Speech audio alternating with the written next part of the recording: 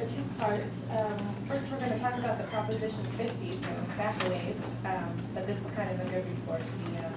The UWR sent out an amendment to the agreement a couple of months ago that reduced the reporting requirement for a 10-year post-project performance reporting requirement down to a 3-year. So we just submitted all the first set of those reports, and they are included in your packet for information. And then Randy's going to give a brief overview of them. There were all but, let's see, there were 2 of them didn't require, so there were 9 projects in total. One of them was a grant administration, which we don't need to report on. There was the Chester Parkway project, which was the purchase of the Olson barn, because that was solely a land purchase. We don't have to do any post-project reporting on that. And then there was the Upper Middle Fork project, which is the UC Davis model and report, and we are not required to report on that either. The remaining we are. I think we have one delayed, and that's the Forest Service road improvements project. And that's because Joe Hoffman has been temporarily reassigned to a different area, and so we had to fill it out. So one day I got a real surprise in the email. Sign this agreement, you get out of 10 years of reporting on Prop 50. It didn't take me very long to sign that. And then working with both Leah and Uma, a report format was done, and Leah started working with the grant recipients, and then Uma finished it up. So I didn't do it all myself, but I can tell you what we did was in mind that almost the same can be done next year and the next year when we're done. So we really tried to do it right the first time and get them all lined out. We analyzed which ones we needed to do, which ones we didn't. And with the help of both Leah and Uma, we got the reports in, except for the one with Joe needs to do, but we know that. And it's really good news that we got out of the 10-year reporting. Because, people change, leadership changes. It could have gotten lost in the wind, but it didn't. I have to tell you, though, we were a year late to start. We were supposed to have started in 2017, but I was really happy to get the letter saying, sign this agreement for 3 years and we'll go forward. I think I'm glad to see closure on Prop 50. It wasn't an easy grant to administer. It had, $7 million in projects that they've been in. When we're talking today, that grant was as big as the whole Prop 1 for the whole mountain region almost. So getting the grant was a big deal. It would have been nice to have a little admin in there to try to manage it, which wasn't in there. But it is done, and we're in the reporting. And thank you, Uma, and thank you, Leah, for making it happen. I couldn't do all the details, and they really ran people down, chased them down and said, hey, you need to do this, and they did a good job. And Chris is here from Greenville, and we worked together on the report and kept it in what Chris wanted to say and made sure we checked the boxes, and that's how we approached it. And I think we got some really good reports. We had 2 out of the 6. Yeah. Good successes. Yep, a lot of successes in that grant, even though it wasn't easy to manage. Well, and I will say, even though we don't have to report continually on Olson Barn, the Land Trust has done a wonderful job with that and continues to do so, is looking, to replace foundations and that type of thing. But bigger than that is the learning landscapes that it's created for the students, and the huge swelling of community love and support for the property and the barn. It's a factor that's brought the community together at a time when, as we all know, people are pretty divided about everything and anything. So it's been something that we could all focus on, and people were willing to donate their time and their money to the project and continue to do so. So I consider that one of our bigger successes, and that was kind of a last-minute thing that we threw together. So was great. And Collins Pine really stepped forward. I know they don't like to stand out in the sun and get any credit for anything, but wow, what they've done to make that project work. Right. And the lake, and all the lake people around the lake, the high income here, Little Chester, and then all the lake people, and they've started to come together over the property, and that's Right. done huge too. It has. I just want to make a point of that, how important our heritage is and to preserve it. Agriculture is one of a big one, but our friends from the native community were first. So I mean, I think that is a good process. We just got to understand that in a process that, yeah, it was pretty ugly, us white guys, but let's not get into that discussion. But there is a progression there, and I think it's important for us to recognize that our agriculture community and our heritage is important to preserve. And that's a class. I think the community said that when they said how important that barn is. It's just a corny barn, but it's pretty important for the heritage and to remember. And how we got here. even the construction of the barn, that you would, Hand hewed. yeah, everything hand fitted, hand done. You just don't see that anymore. So it's really, and the owls love it. So that's even A better. lot of good money, a lot of good projects came out of that grant. Yes, they They did. really are. And again, as I said, when I gave you the certificate, and I'm serious about this, I don't think we could have successfully pulled that whole thing off if we hadn't done it then. So, again, the kudos really go to you. I know you had help from everybody, but you were the driving force behind keeping that going and facing a lot of controversy when we realigned some of the funding and so on. So, again, I want to recognize that, tell you how much I appreciate it. Thank you, Madam Chair. In that same vein, I want to say that money in Indian Valley was very important, because I don't think those people could have ever afforded to do what was done there without the help of what you did with Prop 50. And so that, I know they are indebted to everyone for that particular project and getting it done. So we Well, thank you. appreciate that. It is, I am very proud of the projects that we did with you guys, all of them. But Yep. I was very proud of, because I knew it was going to an area that really needed it. Right. For a while, we were walking around, what are we going to do with this reprogramming money? Well, and I It's, think- you think that's fun, but when you have almost $2 million to reallocate, you go, whoa, this isn't as much fun as you thought it was going to be. And I think we need to recognize, because we're always talking about Department of Water Resources, but we need to recognize, number one, that the funding even came through a grant, through them. But more so, the assistance that our contact, Deborah Chamber in particular, gave us, hand walking, patience, just really, in her case too, I think we would have probably been in all kinds of trouble a lot of times had it not been for her stepping in and saying, this is how you do it, and kind of hand walking us through. I'll tell her I that. want you to express my appreciation. I'm not bringing her a cupcake though. Oh, good, 'cause She's I want- torturing you now? No cupcake for you. I would say, Debbie, I would echo what Sherry just said about Debbie. I mean, she has been a friend to this area and helped us get through that grant. And even now, working on groundwater issues, a very good ally to have come up here and work with us, because she cared and really helped us do it. Yeah, that's for And sure. there were a lot of ideas she had to do through her. Okay.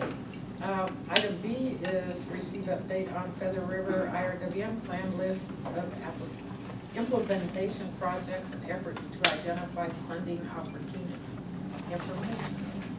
So Roger's gonna help me with this one, but just to kind of recap, we, at the management group had directed staff to work with the Plymouth County Community Development Commission staff to identify some projects that they may be able to assist with developing grant applications through their office. So we've been working with Roger, and then Roger's kind of taken the ball from there and implemented stuff. So let me go back a year and say that a year ago, Randy and Uma and I identified about 3 municipal projects that we thought would be appropriate. We contacted the 3 agencies involved. The only one that responded was the Quincy district. Well, that was at the time when East Quincy and Quincy were merging. I had a number of conversations with Mike Green, but we never did anything on that. So this year we identified 3 additional municipal projects, and we contacted those 3. Indian Valley was interested in having us help. We talked to Chris Gallagher. I attended one of the board meetings. Actually, at that time, Chris had a different project in mind. So we didn't really get through all of that. But I've also been having conversations with the Westwood district, and they're very interested in having us work on that. One of the problems is the applications that were submitted to IRWM, at least for some of these projects, are 3 years old. When I talked to Westwood,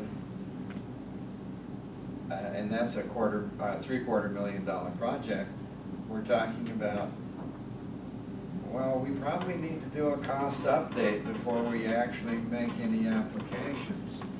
So we're moving forward, but we're not moving forward as quickly as I'd like to be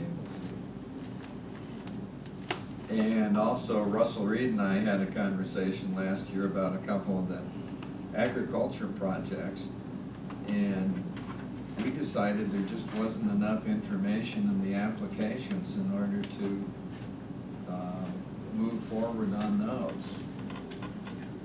So that's kind of where we are at this point. So if just trying to wrap my head around that, if you identify a project that you think the project sounds good on the surface, but there's not enough information, are we in a position where we could contact that proponent and say, we would like to help you with this, and your project looks like it would be a good one for us to take on, but you're missing A, B, C, and D? Well, that's kind of what we're doing right now, yes. Good, because I think that with the agricultural projects, that I think there were 2 that Russell and I talked about, and there was some grant opportunities that I had identified, and when we talked about it, it was a pretty short period of time before the application had to go in, and we just decided that there wasn't any way to get that information in a timely manner. Can that be revisited? Pardon me? Can an agricultural project be revisited? Well, I'm sure it could with future grant opportunities. You know, that's the problem, is that, you know, how shovel ready can we be? That's always been, and that staffing really comes right down to the same, we've been looking at the same thing.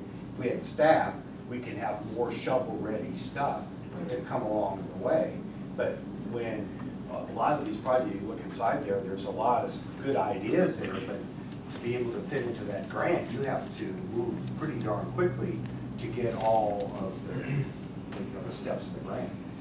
Demonstrate this, demonstrate that, tell me how much is this, and then by the time you, and with there's no staff to do it, that even puts a whole other different issue. Because, you know, it's our same problem.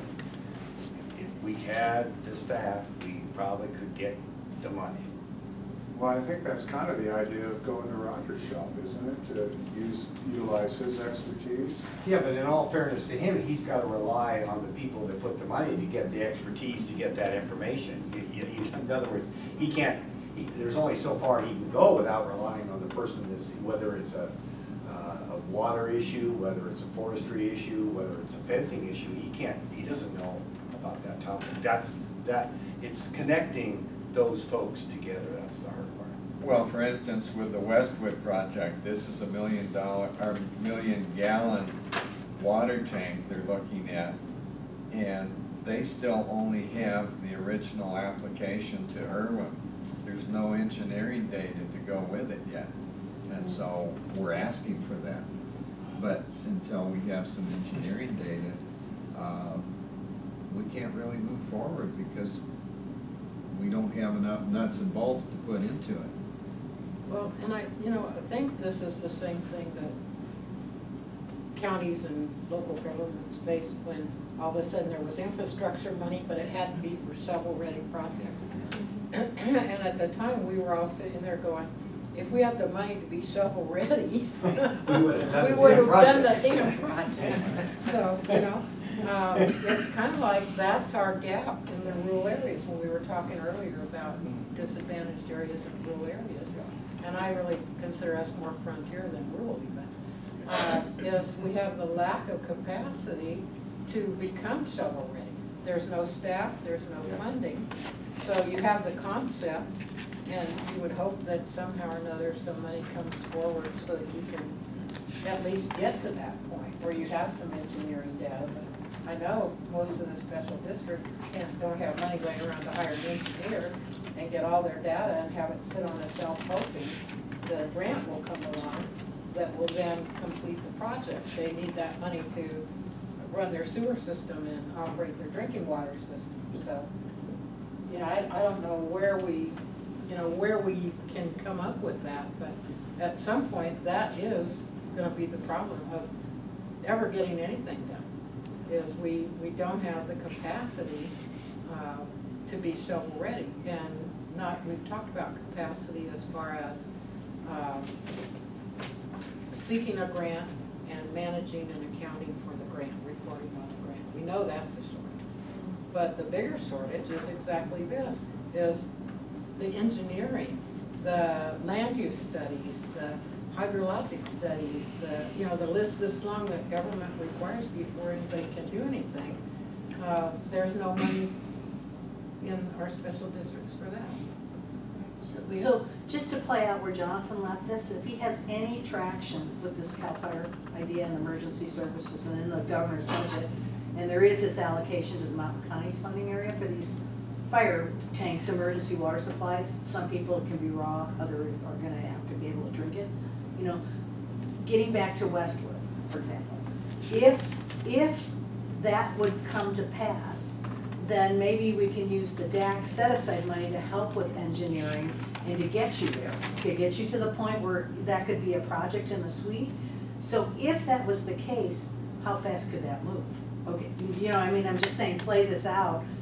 Let's take Westwood. If this happened, could we dedicate some technical assistance money to your shop to get the engineering done for that tank, and they could be in the queue? Well, and that's entirely possible. In the case of Westwood, they have an engineer that can put some information together. They actually just completed purchase, they did some trading of easements and land, but they just completed acquiring the property for this new tank, and they're actually looking at getting it fenced, getting that area compacted for the tank. So they're actually at a point where we can get additional data and probably get that moving forward. Okay, so our hope is that if we can get this bigger fund, that we can use the tiny little bit of money we have from the technical assistance in the debt and from DWR to help you get to the point where we can access the bigger fund. Well, and that would be hugely helpful. Yeah, okay. So that's kind of how we're thinking about it right now, if Jonathan could be so successful as to get something in the governor's budget for emergency assistance. That's how we would proceed. So it's the old capacity issue, guys. There it is. There it is, glaring us in the face. Maybe a little off topic from what you're discussing right now, but I went to a funding fair, the California Water Infrastructure Funding Fair down in Sacramento. We're holding another one on May 9th up here, but that's USDA and RD, and I met with one of the representatives from rural development who sat down and walked through our potential projects in the Sac Valley IRWM, and suggested, okay, my program can do this, but not this. You might look with this program instead. She also mentioned California Rural Water and the RCAC, which provides feasibility studies for these types of proponents. But the May 9th one has them all in one spot, and all the information is available, so that's, might be helpful either to put that out. I can give you the information at UMA, or even have Sally from USDA, Sally Tripp is her name, maybe even come up and, you know, work one-on-one with some of these guys too, to find other sources if that state one that you're talking about, Leah, isn't quick enough or doesn't work out. That's An great. idea. No, Yeah. so if you can get some staff or something down there for May 9th, maybe that's something. Where's it at, in Orville? It's in Chico, actually. Chico? Yeah. In Chico. Wait, that's not the CFCC funding fair. It is. Yeah, I think it's May 9th. isn't it? It's July for Chico, but there's one in Clear Lake, May 20th. Oh, I'm sorry. Okay, May so July. 22nd. July. You can plan ahead maybe for July. I can Right. get that info. Yeah, sorry about the wrong Yeah. name, but. Okay, that'd be great. So that's how we can start putting the dust. Thank you very much. So I think in terms of our project, it's pretty simple. It's a pretty simple project. We just had a miscommunication because I had just spoken with Leah, and I thought he was calling because of what we were speaking about. So that's what I thought he was gonna give a presentation on. So it was a little confusing when he came, but I think our project is a fairly straightforward, simple project that we can move on. Right, and we need time. Yeah. Good, yeah, there's too many, everything keeps changing, you know, it's not like it sits still, it's water, it never sits still. Well, that's the other cornerstone is communication amongst ourselves. You might find out we have some tools we can share, but that's not always easy to do. I mean, I think we know each other better through the IRWM process, but, you know, trying to keep up with communication and what other people are doing is not always easy to do. No, it isn't. So you have But we could capacity be and Peter communication. Paradise. Yeah, what I think is the key is that, like, I'm sitting here because of the RCD, because we're RCD, which is in our region, we only have a jurisdiction of a small area really that we need, that our RCD can work in. So see, we need to make sure the communication said, hey, what can we do in our area? Not, because we can't do anything over there. Right. But we actually do have a pretty good system right now. Brad's doing an amazing job. Yeah, SEMO stuff is. We're kind of resurrected the RCD recently, right?